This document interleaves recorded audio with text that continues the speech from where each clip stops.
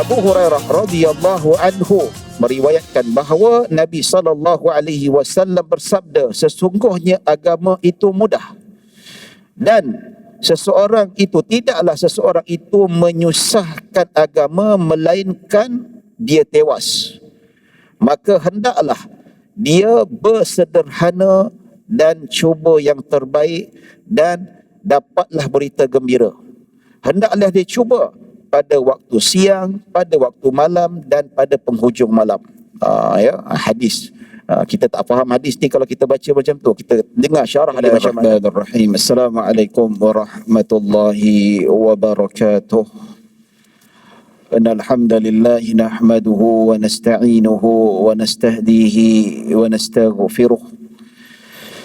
ونعوذ بالله من شرور أنفسنا ومن سيئات أعمالنا من يهده الله فلا مضل له ومن يضلل فلا هادي له أشهد أن لا إله إلا الله وحده لا شريك له وأشهد أن سيدنا محمدا عبده ورسوله اللهم صل وسلم وزد وبارك على سيدنا محمد عبدك ورسولك النبي الأمي وعلى آله وصحبه أجمعين سبحانك لا علم لنا إلا ما علمتنا إنك أنت العليم الحكيم رب اشرح لي صدري ويسر لي أمري واحلل عقدة من لساني يفقه قولي أما بعد. Alhamdulillah, thumma alhamdulillah. Syukur pada Allah Subhanahu wa taala atas nikmat dan limpahan kurniaan Allah berikan kepada kita. Terima kasih kepada pihak masjid. Alhamdulillah masih beri peluang kepada saya, yang mana pada bulan 12 ni saya datang kembali ke masjid ini. Semenjak PKP kita tidak berkesempatan atas sebab ujian pandemik yang sangat dahsyat yang meragut ribuan nyawa kalau di peringkat negara kita ni, dan antarabangsa jutaan nyawa. Dan kuliah dibenarkan semula oleh Tuanku Sultan Selangor pada bulan 10. Bulan 10 tak dapat datang, bulan 11 pun saya tak dapat datang. Sebab ada komitmen, saya pun baru bertugas dekat Putrajaya, kerja full time, adjust tempat baru tu. Jadi kerja pejabat ni kadang-kadang terganggu sikit lah. Dan Alhamdulillah bulan 12 saya berkesempatan untuk meneruskanlah pengajian bulanan saya di sini dan bertemu kembali Alhamdulillah. Dan saya bersyukur, nasib baik saya bersyukur sebab masih lagi ingat jalan nak pergi ke USJ 9. Takut-takut lupa jalan sampai juga dekat Masjid Al-Falah untuk bertemu dengan tuan-tuan dan puan-puan yang dirahmati Allah Subhanahu wa taala. Dan kita bersyukur tuan-tuan atas nikmat yang Allah berikan. Kita ada kesihatan, Allah bagi kita panjang umur, boleh pergi ke masjid, jalan kaki, naik motor, berkereta. Alhamdulillah. Ini kesyukuran Allah berikan kepada kita. Yang lain diberi ujian, yang kena COVID-19, ada yang Allah lebih sayangkan dia, Allah cabut nyawanya. Dan ada yang sakit, sakitnya kesan masih sampai sekarang. Dan kita Alhamdulillah, sama ada terkena, terhidap COVID-19 atau tidak, Alhamdulillah kita masih berada di rumah Allah Subhanahu wa taala. Dan kita bersyukur atas macam-macam nikmat. Ya, bersyukur atas pelepasan daripada bala bencana pun dia juga.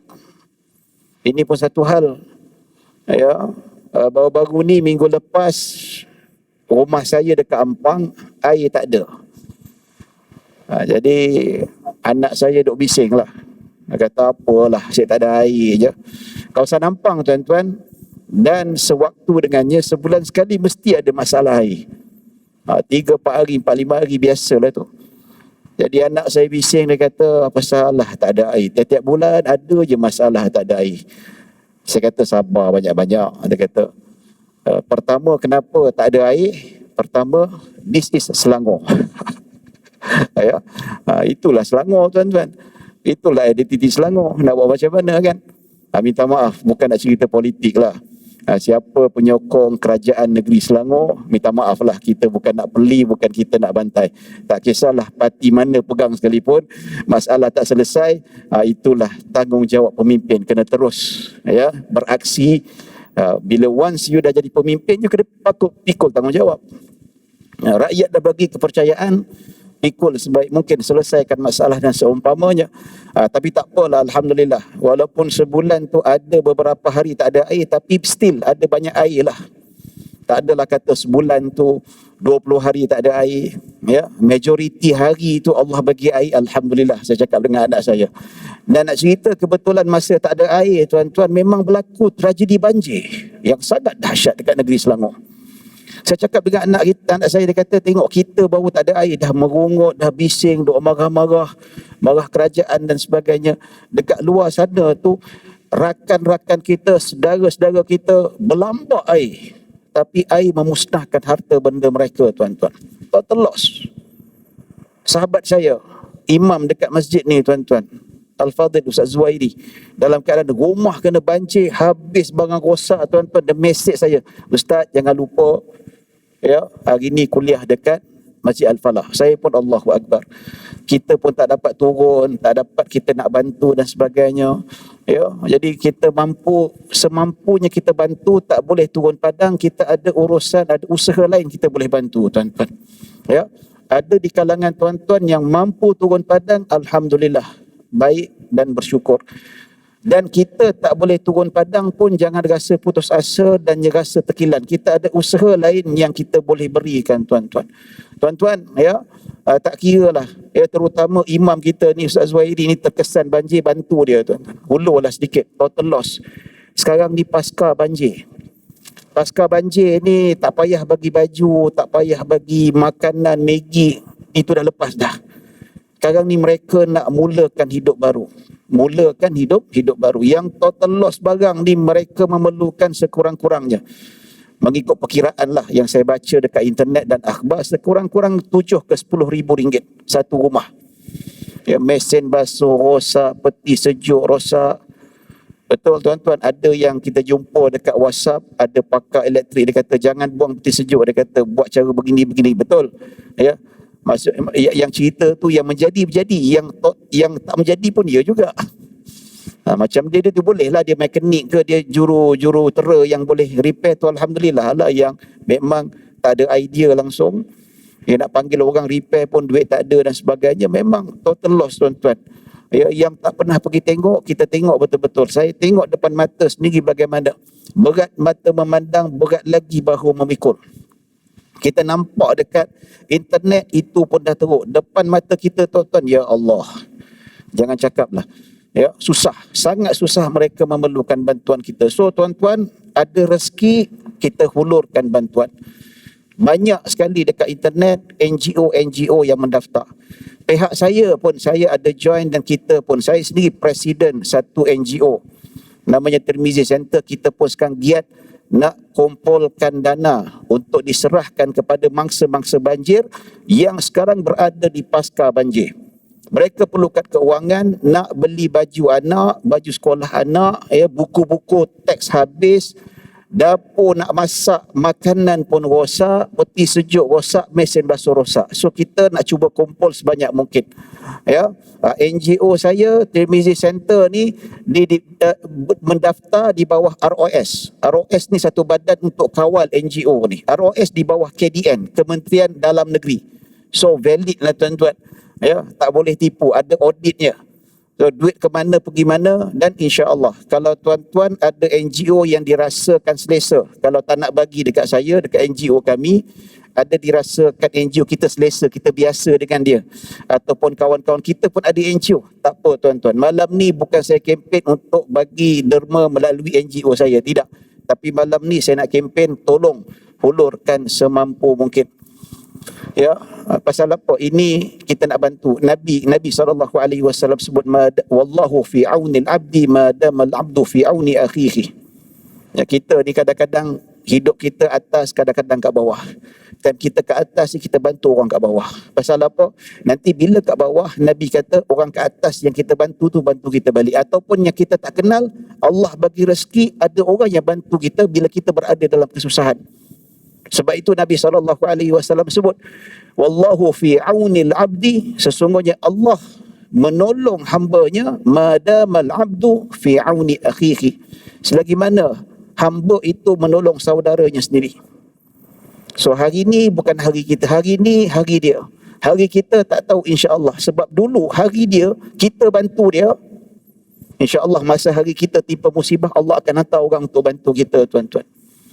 Tuan-tuan, bila kita ada hajat untuk dikabulkan oleh Allah Subhanahu Wa Taala, apa kita buat? Kita solat sunat hajat 2 rakaat, betul tak? Anak nak exam, nak ujian lulus, naik pangkat, nak naik gaji, kita solat hajat 2 rakaat, betul?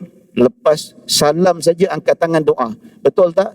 Betul. Siap sujud terakhir tu panjang-panjang dia punya doa, okey tak? Ya, itu sunnah Nabi SAW. Ya, solat sunat hajat sunnah Nabi. Doa panjang-panjang dalam sujud itu sunnah Nabi SAW. Berdoa selepas solat sunat hajat itu sunnah Nabi. Itu perfect, alhamdulillah. Ya. Ada sampai tahap kita minta imam lepas solat isyak tolong announce pada jemaah supaya solat hajat ramai-ramai untuk doakan. Contoh kalau ada saudara sakit, waris sakit, minta ramai-ramai solat sunat hajat berjemaah tolong doakan.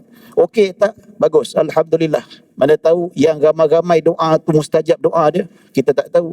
Kita ni mungkin amalan sedikit, tapi ramai-ramai ada tuan haji, yang mana-mana yang betul orang soleh, dia punya doa Allah angkat. Bagus juga, alhamdulillah. Tapi ada satu lagi, bagaimana cara Nabi ajar kita. Bagaimana Nabi ajar kita, Allah akan tunaikan hajat kita dengan satu benda ni, tuan-tuan. Satu benda ni kita buat, Nabi janjikan Allah tunaikan hajat kita. Selain solat sunat hajat, ada cara lain. Nabi SAW ajar kita, tuan-tuan. Apa dia? Nabi kata, man kana fi hajati akhih, kana Allahu fi hajatih. Rawahul Bukhari. Dalam hadis yang sahih, Imam Bukhari meriwayatkan bahawa Nabi SAW bersabda, sesiapa yang menunaikan hajat saudaranya, kana Allahu fi hajatih, pasti Allah akan tunaikan hajat dia. Tuan-tuan, dia selain sunat hajat, ini kat luar sana ribuan saudara-saudara kita memerlukan bantuan kita, berhajat kita bantu naikkan hajat dia. Ini time, this is the right time, tuan-tuan. Ya, banyak NGO, tuan-tuan boleh cari kat Facebook, dekat internet yang mendaftar. Ya, pastikan NGO tu cek dekat ROS ada tak nama dia berdaftar, tak takut-takut scammer. Ya, kalau nak melalui NGO kami, alhamdulillah, type nama saya dekat Facebook, sama ada FB peribadi dan page saya. Ada scroll ke bawah, keluar apa ni, poster. Ada nombor akaun, tuan-tuan sedekah, insya-Allah mudah-mudahan kita mendapat rahmah dan maghfirah. Ya, saya bukan kempen kena bagi kat NGO saya, tidak. Kalau tuan-tuan rasa memang ada yang dirasakan selesa, yang lebih dipercayai, silakan, alhamdulillah, pun bagus juga, mana-mana bagus. Asalkan nak menderma, membantu. Dan kami sekarang berazam nak bagi satu rumah dekat Hulu Langat. Dia nak bagi Shah Alam, ramai sangat pun kita tumpuk, ada lebih kita bagi dekat Shah Alam. Pasal apa?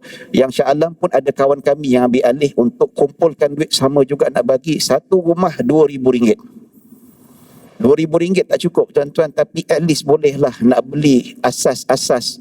Pasal apa? Yang total loss, habis satu benda tak boleh pakai. Satu benda tak boleh pakai, tuan-tuan. Habis. Yalah, benda-benda yang pinggan mangkuk yang bersih tu apa. Ini benda-benda asas elektrik memang tak ada dah, habis. Buku-buku semua habis. Kita nak bagi RM2,000. Ya. Dan kalau ikut polisi kerajaan, duit NGO yang mendaftar di bawah kerajaan, mereka kutip, kalau ikut polisi kerajaan, mereka boleh ambil portion sebanyak 30% untuk pengurusan. Maksimum. Lebih tak boleh. Kalau lebih, tengok audit, habis. Dibubarkan ataupun dibatalkan. Apa tu, boleh masuk mahkamah dan sebagainya. Ya. Dalam Islam, orang yang menjadi wakil menyampaikan derma pada orang lain boleh tak ambil portion? Boleh, tapi dengan izin. Tak boleh tanpa bagi tahu. Ya. Ya. Kalau kita nak ambil sekalipun, maklumkan pada penderma, okey, kami ambil 10% untuk bayar gaji sukarelawan, pengurusan dan sebagainya. Okey. Itu polisi kerajaan dan undang-undang syariah. Maksudnya hukum fiqah.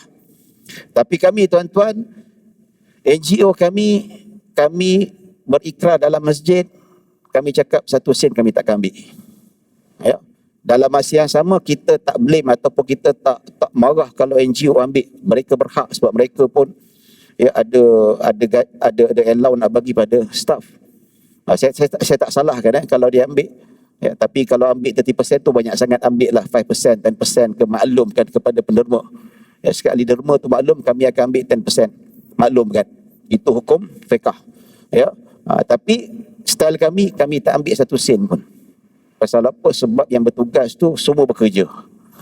Semua ada gaji. So tak perlu. Maksudnya bagi kami tak perlu 5%, 10% tu kami ambil apa yang tuan-tuan berikan, keseluruhannya kami serahkan kepada mereka yang memerlukan, iaitu mangsa-mangsa banjir. Jadi tuan-tuan dan puan-puan dirahmati Allah Subhanahu wa taala.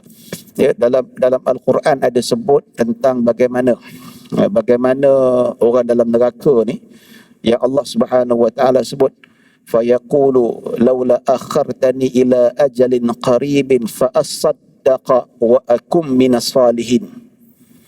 Sebelum tu Allah Subhanahu wa taala sebut, wa anfiqu mimma razaqnakum min qabli an ya'tiya ahadakumul maut fayaqulu rabbi laula akhartani ila ajalin qarib fa asaddaqa wa akum minas salihin. Sadaqallahul azim.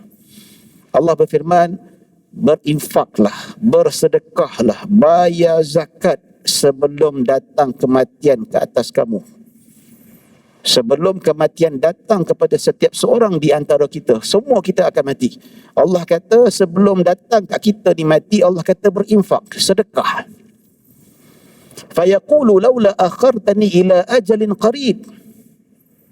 Orang ahli maksiat ni tuan-tuan, yang tahu tempatnya dekat akhirat nanti masuk neraka, dalam kubur kena seksa ni tuan-tuan, minta ya Allah panjangkan umur kami, tangguhkan kematian kami, minta patah balik dekat dunia. Itu biasa kita dengar kan, penyesalan ahli maksiat, penyesalan orang-orang kafir. Berada di dalam kubur, di padang mahsyar, mereka rasa menyesal. Ada ulama kata bila tatkala nyawa dah sampai sini, segala-gala terlambat. Innallaha yaqbalu taubata 'abdihi ma lam yughayir. Allah terima taubat setiap seorang di antara hamba-Nya selagi mana nyawa tak sampai sini. Sebab nyawa ditarik daripada kaki, tarik sampai kat sini. Kepala habis cabut dekat atas kepala tuan-tuan. Ya. Jadi bila tatkala dah sakaratul maut, hamba Allah tu sedar, ya Allah jangan tarik nyawa aku, relax dulu, panjangkan sikit. Untuk apa tuan-tuan? Fa asaddaqa wa akum minas salihin, supaya aku dapat bersedekah dan aku menjadi orang saleh. Apa kata ulama-ulama tafsir tentang ayat ni tuan-tuan? Ya, sedekah. Ya, kenapa orang yang ahli maksiat ni dah menyesal di alam akhirat, minta kembali dekat dunia supaya diberi peluang untuk sedekah? Kenapa dia tak minta untuk beri peluang untuk solat? Ya Allah panjangkan umur aku dapat pergi haji, ya? Dia tak minta, dia minta sedekah tuan-tuan. Pasal apa? Ulama kata sedekah ni satu amalan yang sangat besar, dia boleh selamatkan seseorang daripada api neraka. Sebab itu Nabi SAW sebut, wattaqun nara walau bisyaqqit tamrah. Dia kata, bertakwalah tentang neraka. Maksudnya, lindungi diri kamu daripada api neraka walaupun dengan secepis tamar. Secepis tamar apa? Separuh tamar. Tamar ni, ya, satu biji tu, potong 2. Nabi kata, kalau tak mampu nak sedekah sebiji, Nabi kata separuh pun kira jadilah, okeylah, daripada tak ada. Itu pun Nabi kata tak ada. Tuan-tuan, kalau ada duit 1,000 lagi. Kalau tak ada 1,500, tak ada 500, 100, tak ada 150, tak ada 50, 10, tak ada 10, RM1, RM5, tak ada RM5, RM1. RM1 pun tak ada lah ustaz. Kedekut sungguh. Tak payahlah hidup kalau kedekut macam tu sekali. Nak bagi 50 pun tak ada. Ya, tuan-tuan. Kecuali memang miskin sungguhlah, fakir miskin, kita tak minta macam tu tuan-tuan. Ini yang berkemampuan masih boleh makan, bagi anak bini minggu, ada pencen, ada gaji. Ya, kalau bulan ni nak bawa isteri shopping, anak-anak pergi makan besar ke hulu, bulan ni tak ada shopping, tak ada makan besar. Pasal apa? Duit tu abang nak bagi dekat masa pasca banjir. Tuan-tuan dan puan-puan rahmati Allah Subhanahu wa taala. Nabi kata derma walaupun sedikit. Pasal apa derma tu? Boleh elakkan diri kita daripada masuk dalam api neraka. Jadi tuan-tuan dan puan-puan rahmati Allah Subhanahu wa taala. 8-10 minit cepat betul masa berlalu. Ya, rasa yalah dah lama tak bercakap dengan tuan-tuan ni, rasa kita lepas rindu ke, lepas gian kata orang ni, ceramah dekat Masjid Al-Falah ni insya-Allah. Jadi itulah, kita bantu semampu mungkin. Tak dapat turun padang, kita bantu semampu mungkin. Ya, tak semua orang boleh turun padang. Ya, sampai sekarang kerajaan ditutup Hulu Langat dan Seri Muda, dikawal. Pasal apa? Yang masuk tu tak terkawal. Yang masuk tu kalau semua nak membantu tak apa juga, tetapi yang masuk tu ramai yang tak membantu. Dia buat apa? Dia buat lakonan dia buat konten, dia buat laporan. Sekarang ni, dunia sekarang ni tuan-tuan, zaman media sosial. Ya. Zaman media sosial. Semua nak kena tunjuk dekat internet. Masing-masing boleh buat konten sendiri. Saudara kita ni, abang ni boleh buat konten. Dulu nak buat konten ceramah ni tuan-tuan, tak ada TV, tak ada lah. Nak ceramah ni kena masuk TV. Sekarang ni TV pun tak heran, kita boleh buat konten sendiri. Rating tengok kat Facebook lagi tinggi daripada TV kadang-kadang. Jangan main-main. Nampak tu? Jadi seorang masuk Hulu Langat tu bukan nak tolong, dia ambil selfie, ambil gambar, buat laporan. Okey, tengok macam tu keadaan, dah balik. Kalau bantu tak apa tuan-tuan. Ya, tapi bukan kita kata tak boleh masuk media sosial. Ya, saya tengok kat internet, Masjid Al-Falah buka untuk mangsa-mangsa banjir. Sediakan makan, sediakan minum. Alhamdulillah. Respect lah Masjid Al-Falah ni. Macam-macam masjid. Dan zaman sekarang memang kena tunjuk tuan-tuan. Zaman sekarang memang kena tunjuk. Tak tunjuk, jadi fitnah. Nampak? Masjid yang pertama sekali, yang banjir teruk, yang pertama sekali buka pusat untuk perkhidmatan bangsa-bangsa banjir yang tak dapat keluar Shah Alam tuan-tuan, masjid Bukit Jelutong. Nampak? Ya. Tapi bila tak keluar gambar tu, habis semua masjid kena maki. Apalah, padahal ada. Jadi nak elakkan netizen-netizen yang mulut jahat ni tuan-tuan, kena sebarkanlah. Dalam arti kata bukan zaman sekarang ni, alah tak nak sebar nanti riak. Tak. Akan timbul fitnah. Sebab tu pusat-pusat zakat, ya, negeri dan sebagainya, kena tunjuk. NGO kutip duit, dia bagi duit ke hantar, kena tunjuk kat internet. Kalau tidak, mulut-mulut fitnah, mulut jahat ni dia akan tuduh macam-macam. Ya, itu tuan-tuan rahmati Allah Subhanahu wa taala. Tuan-tuan dan puan-puan dirahmati Allah Subhanahu wa taala, ada masa lagi lebih kurang dalam 15 minit sementara tunggu Isyak. Kita baca satu hadis sambungan daripada ringkasan Sahih Al-Bukhari. Ya. Kita sebelum ni memang kita sambunglah. Kita dah baca lebih kurang dalam 30 hadis ringkasan daripada Sahih Bukhari. Ya. Yang mana insya-Allah kita akan sambung hadis yang ke-30 lebih, iaitu babun innad dina yusrun, bab yang menyatakan tentang agama ini mudah.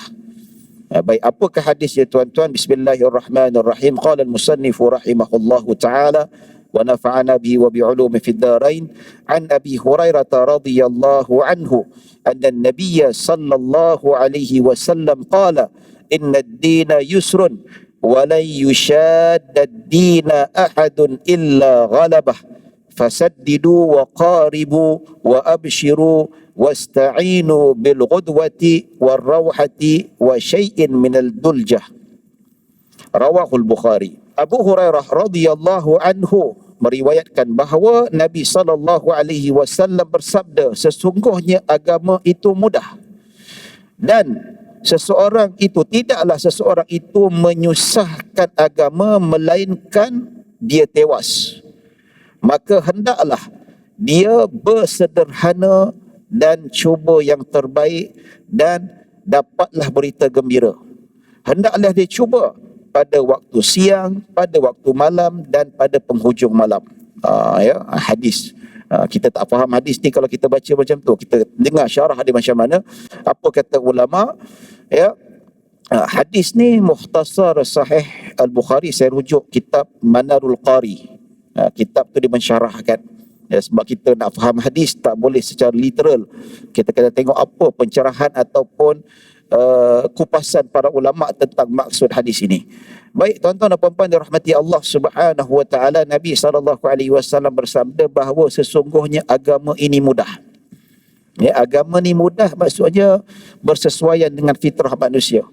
Bukan menyusahkan. Kalau dibandingkan agama Islam di bawah syariat Nabi Muhammad SAW, agama yang sangat mudah. Bersesuaian dengan fitrah kita, bersesuaian dengan kaedah kita, bersesuaian dengan cara kita menjalani kehidupan dekat dunia ini tuan-tuan. Kalau disebutkan oleh para ulama, terutama dalam kitab Fathul Bari menceritakan bagaimana kaum-kaum terdahulu. Kaum-kaum terdahulu mereka apabila melakukan syirik, keluar agama, murtad. Kalau Islam, kalau kita sekarang ni tuan-tuan, katakanlah wal'iyadzubillah ada seorang Islam di murtad. Apa hukumannya? Pemerintah suruh dia bertaubat. Bertaubat. Bertaubat macam mana? Masuk Islam balik. Kalau sudah diberi masa berfikir tidak mahu bertaubat, baru dijatuhkan hukuman hudud iaitu dibunuh. Maksudnya kalau sebelum masa habis dia bertaubat, tak kena apa-apa. Tapi kalau zaman dulu tuan-tuan, zaman Bani Israel, siapa yang syirik tidak boleh tarik balik, dia bertaubat walaupun dia masuk Islam balik, dia tetap kena bunuh. Bunuh apa? Bunuh diri. Dalam Al-Quran Allah Subhanahu wa taala sebut dalam Al-Quran, wa idh qultum ya Musa wa idh qala Musa liqaumihi ya qaumi innakum zalamtum anfusakum bittikhadhikumul ajla fatubu ila bari'ikum faqtulu anfusakum dzalikum khairul lakum 'inda bari'ikum. Dalam Al-Quran surah Al-Baqarah, saya lupa ayat berapa, Allah Subhanahu wa taala menceritakan tatkala Nabi Musa berkata kepada kaumnya, wahai kaum iaitu Bani Israel, sesungguhnya engkau menjadikan patung anak lembu yang diperbuat daripada emas sebagai Tuhan penyembahan, iaitu mereka mensyirikkan Allah Subhanahu wa taala. Tatkala Nabi Musa naik ke Gunung Tur Sina 40 hari untuk bermunajat pada Allah, mereka meninggalkan agama Allah, syirik.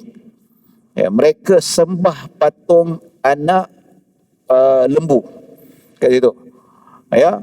Jadi fatubu ila bari'ikum, hendaklah kamu bertaubat kepada Tuhan kamu, Tuhan yang mencipta kamu, bari'ikum. Faqtulu anfusakum, hendaklah kamu bunuh diri kamu sendiri. Nampak tu? Al-Quran mencatatkan zaman dulu punya syariat, you buat syirik, you murtad, cara bertaubat macam mana? Bunuh diri sendiri. Dzalikum khairul lakum 'inda bari'ikum, dan cara itu adalah yang terbaik di sisi Tuhan yang mencipta kamu. Nampak? Tapi ayat ni jangan kita amalkan sebab apa? Sudah dimansuhkan dengan syariat Nabi Muhammad sallallahu alaihi wasallam. Zaman dulu syariat dia berbeza, kecuali yang masih kekal, yang didiamkan oleh agama kekal. Itu panjang cerita lah tuan-tuan. Macam mana mereka bunuh diri tuan-tuan disebutkan dalam tafsir Ibnu Katsir, beberapa riwayat. Setelah itu mereka dikumpulkan dalam tempat yang gelap, tak ada api, Allah tarik cahaya dan mereka pegang pedang sama sendiri. Dan selepas itu diperintahkan, okey, libas pedang masing-masing. So libaslah masing-masing libas. Bunuh sesama sendiri. Ada kata macam tu lah dalam riwayat. Riwayat tu riwayat Israiliyat. Tapi sebagian ulama kata riwayat yang diterima, sebab apa? Tidak bertentangan dengan syariat, secara penceritaan diterima. Ada ulama kata memang bunuh diri betul. Jadi kenapa zaman dulu boleh, zaman sekarang tak boleh? Itu ketentuan Allah Subhanahu wa taala. Ya, syariat berbeza-beza dan pada zaman dulu dibenarkan, zaman sekarang tidak dibenarkan. Ya, dan begitu juga disebutkan dalam hadis, dalam riwayat juga bagaimana Bani Israel kalau baju dia kena tahi, kan baju kena tahi tuan-tuan.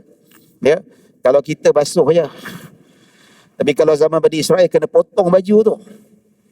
Nampak? Kalau kapet kena air kencing tuan-tuan, kapet dia kena potong, tak boleh basuh. Kena buang. Macam tu sekali. Riwayat disebutkan. Jadi agama yang Allah turunkan kepada Nabi Muhammad SAW adalah agama yang mudah. Agama yang kita kata tidak menyusahkan. Bagaimana dirakamkan oleh Nabi SAW perjalanan Nabi dekat Isra' dan Mi'raj. Nabi turun beberapa kali. Asalnya solat 50 kali, last jadi 5 kali. Sehari semalam. Nak tunjuk Allah punya rahmat bagi agama ini betul-betul mudah. Bukan 24 jam nak semayang. Ya, 5 kali sehari saja. Itu pun tuan-tuan dan puan-puan, ramai yang tak semayang. Ada satu kajian, ya, Jabatan Dakwah Fakulti Islam, pengajian Islam dekat UKM ke kat UM, saya lupa dah tuan-tuan. Dia buat survey, survey, dia pergi dekat beberapa pasar malam.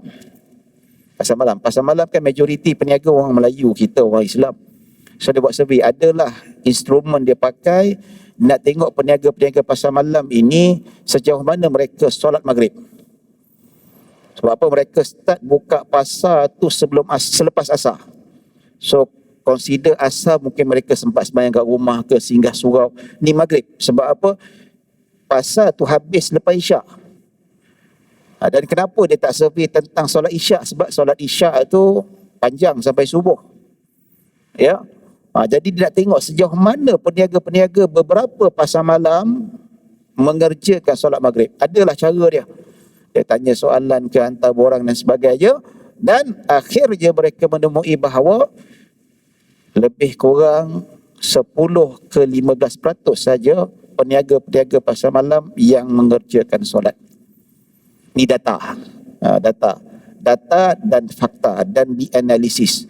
Sebab macam-macam, tak ada surau lah, leceh lah, ada kata tak sembahyang qada dekat rumah, kejahilan, Allahu Akbar.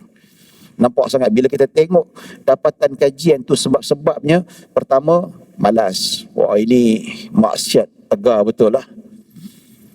Ada yang sebut dia kata leceh, baju kotor lah, tak ada sejadah. Hang bawa lah sejadah, tiap-tiap minggu pergi berniaga, tiap-tiap hari berniaga, takkan sejadah tak reti bawa. Tak ada surau lah. Kenapa nak tunggu surau? Atas tanah boleh semayang. Kalau takut tanah tu kotor, bawa sejadah. Dalam riwayat berlambak hadis sebut Nabi solat atas tanah, tak ada lapik. Sampai sahabat nampak Nabi sapu dahi dia. Sapu dahi pasal apa? Sebab nak buang pasir-pasir yang melekat dari dahi Nabi. Ada sekali Madinah hujan, Masjid Nabawi atap dia bocor, lecak habis. Masjid Nabawi bukan macam sekarang ni tuan-tuan. Masjid Nabawi dulu dia punya lantai dia tanah. Nabi masuk pakai selipar, solat pakai selipar, pakai khuf. Ya. Sekali hujan dekat Madinah bulan Ramadan, basah. Nabi sujud di atas lumpur. Sampai sahabat nampak ada lumpur di atas dahi Nabi SAW. There's no problem, tak ada masalah. Sujud atas rumput, atas tanah. Kalau takut, tak yakin, bawa sejadah, habis cerita. Ada kata, saya sembahyang, tapi saya qada nanti balik rumah. Allahu Akbar. You qada tanpa keuzuran. Dan ada jawapan dibagi tanpa sebab. Allahu Akbar. 10% to 15%. Ada tempat 15%. Ada tempat rata-rata bawah 10% pun ada. Rata-rata tak sembahyang. Sangat menyedihkan tuan-tuan. Kat luar sana ramai tak sembahyang. Allahu Akbar. 5 waktu tu pun susah juga. Ya, itu Nabi kata sampai terakhir.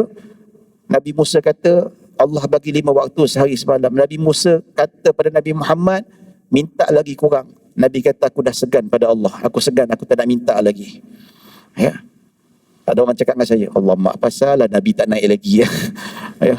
Pemalas betul. Dah 5, mana tahu dapat 3 ke apa. Jangan 5 tuan-tuan. Kalau satu hari satu waktu pun boleh tentu ada yang buat. Mesti ada yang tak buat juga. Trust me. Katakanlah naik lagi, Allah kata satu hari satu waktu je salat. Tuan-tuan agak-agak seluruh umat Islam semayang tak? Trust me, ada juga yang tak semayang. Percayalah.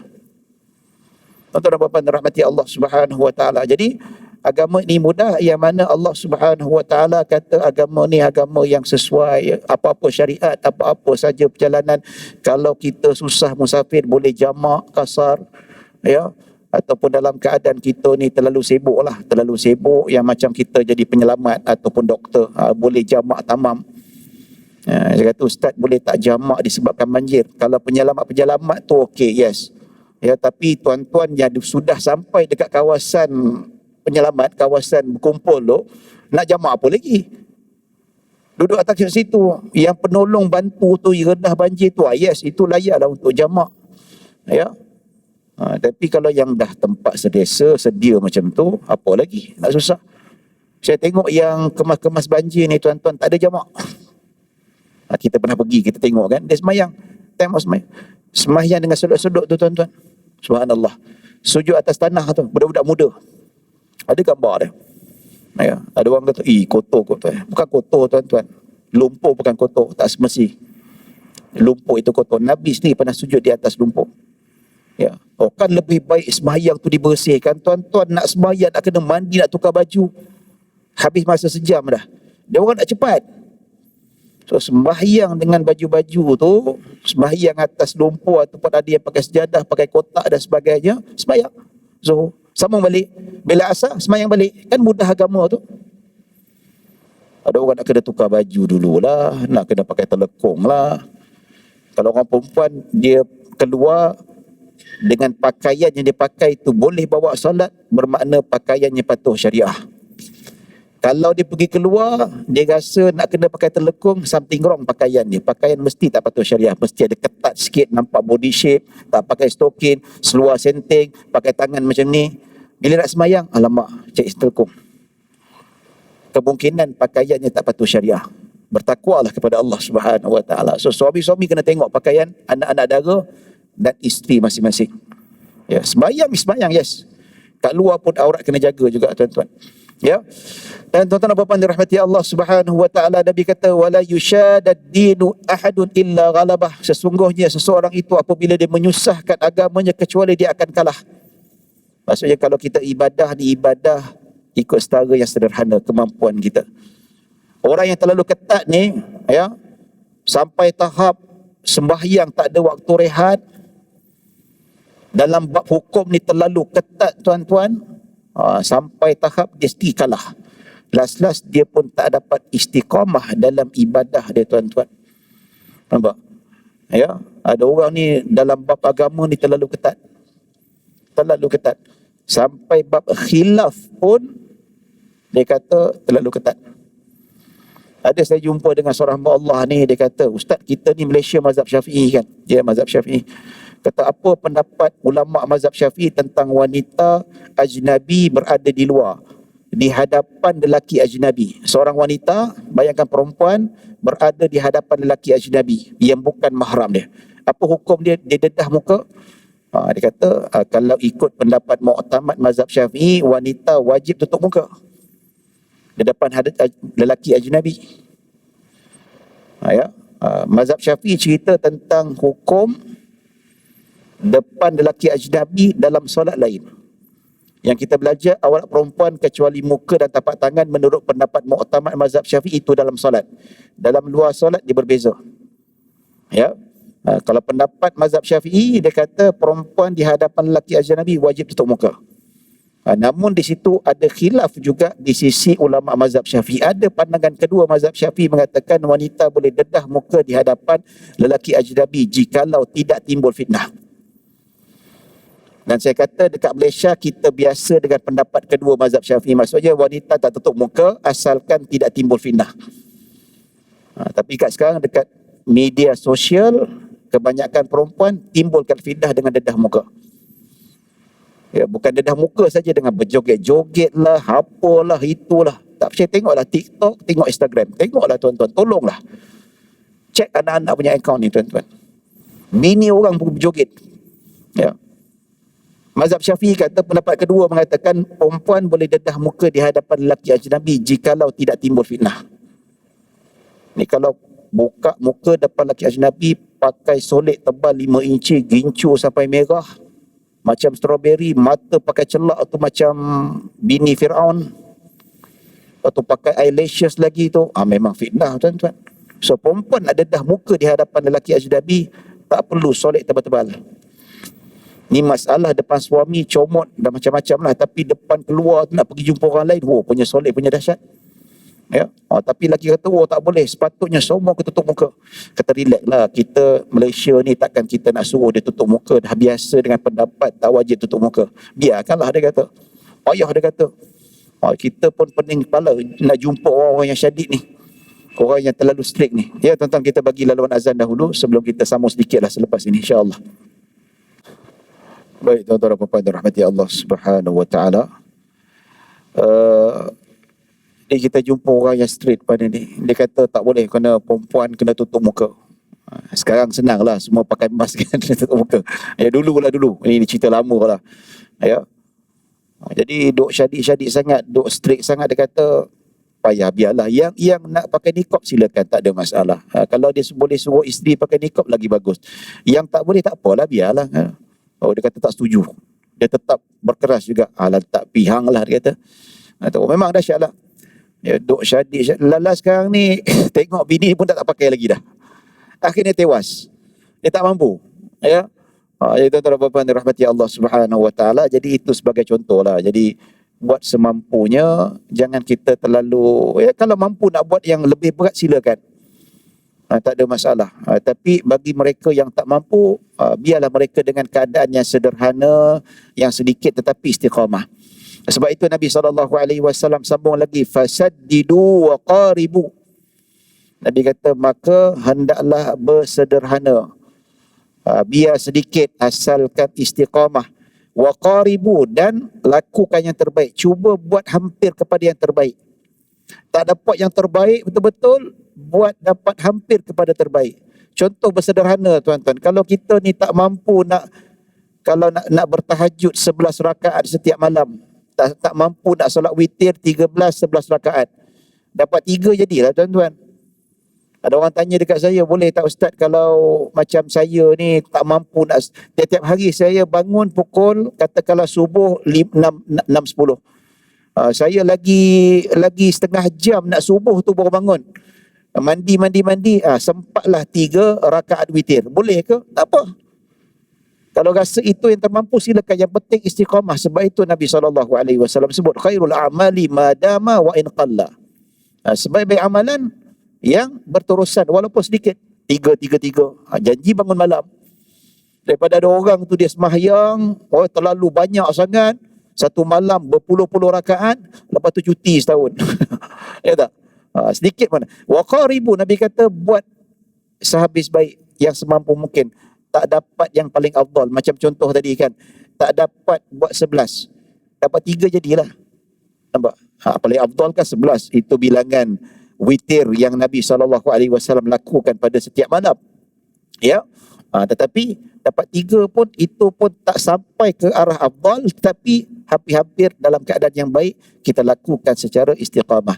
Nabi kata wa abshiru, walaupun tak banyak, walaupun tak sampai peringkat yang paling afdal, Nabi kata tetap kamu mendapat berita gembira. Maksudnya tetap boleh masuk syurga.